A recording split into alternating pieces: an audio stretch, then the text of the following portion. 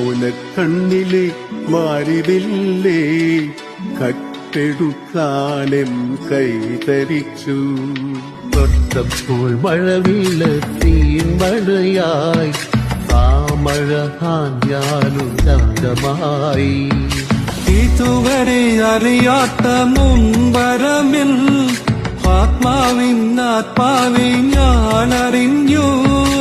അരുവിയായി പല വഴി അലഞ്ഞതെല്ലാം അഴകെ നിന്നരികിലേക്കായിരുന്നു.